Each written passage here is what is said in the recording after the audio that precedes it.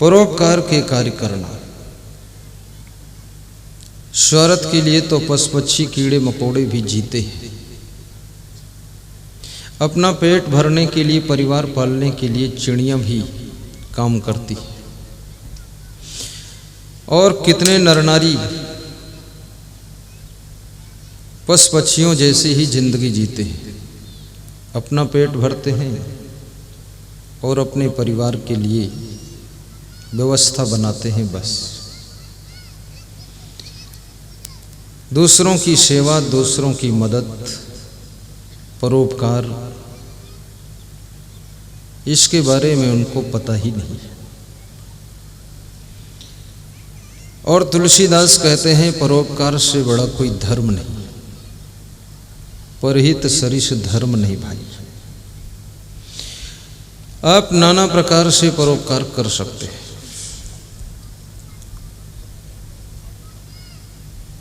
किसी को व्यवहारिक कार्यों में मदद करना, कोई बहुत बड़ा कार्यक्रम कर रहा उसमें हेल्प करना,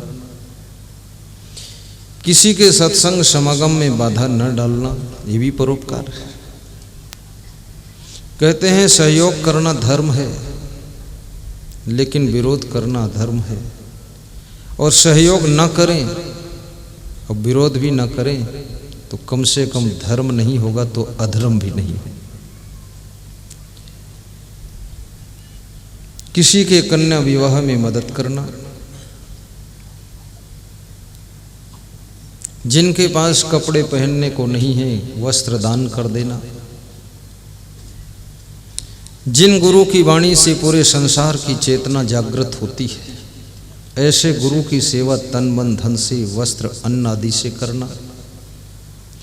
जिन संतों के दर्शन पा करके और जिनका संदेश सुन करके घर घर का कलह कलेश मिट जाता है, घर घर में शांति का जन्म होता है, ऐसे संतों के प्रति श्रद्धा रखना और उनकी सेवा करना, ये भी बहुत बड़ा परोपकार है।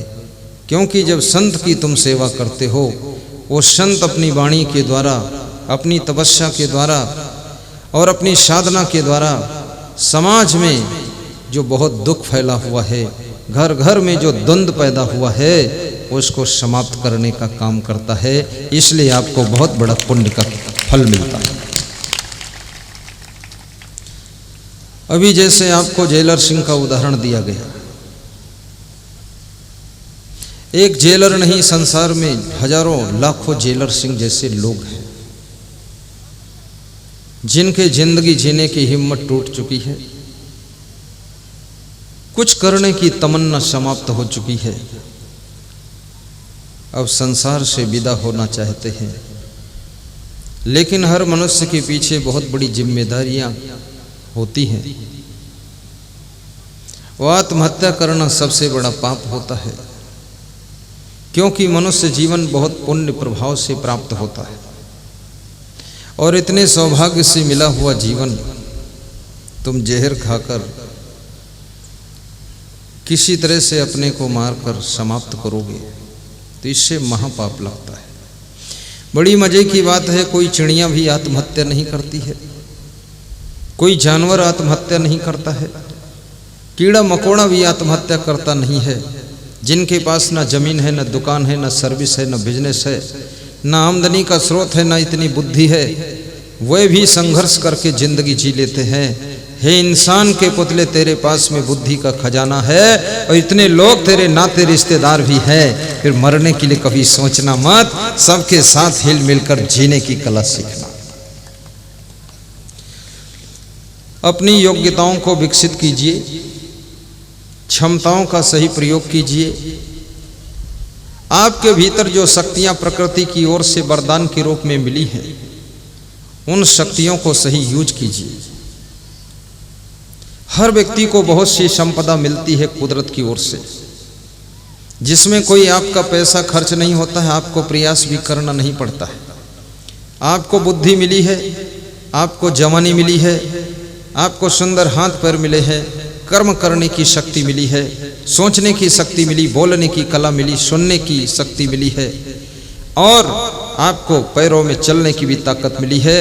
और आपके पास में इतनी कलाएं हैं कि आप ये मनुष्य गाड़ियां भी बनाता है, एरोप्लेन बनाता है, ट्रेन बनाता है, रेलवे लाइन बिछाता है, बिजली का निर्माण करता है, पावर हाउस भी यही चलाता है, और ये सारा दुनिया में जितना आर्टिफिशियल खेल चल रहा है ये सब मनुष्य के हाथों का खेल है। तुम इतने बड़े खिलाड़ी हो तो क्या अपनी जिंदगी को जीने भर की तुम्हारे में क्षमता नहीं है? कभी हिम्मत मत हार। घर में कलह कलेश भी मत कीजिए।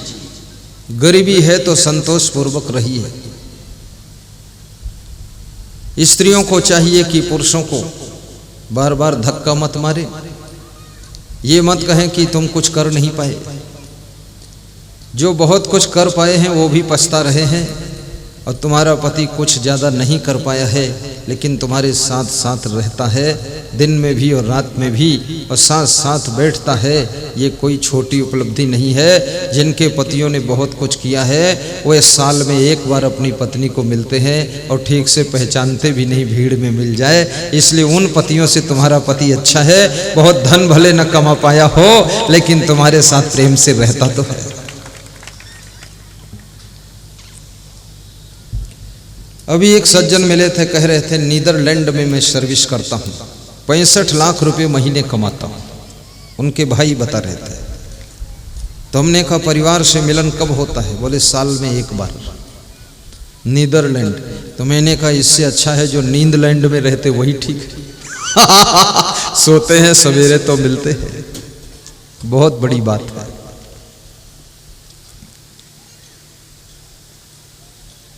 गम खाना भी सीखिए। हिलमिल कर रहने की आदत बनाइए। छोटी छोटी बातों में उलझन मत कीजिए। किसी के द्वारा कुछ आपको प्रॉब्लम लगी है, परिवार में जितने सदस्य हैं तरह तरह के विचित्र विचित्र उनके स्वभाव होते हैं।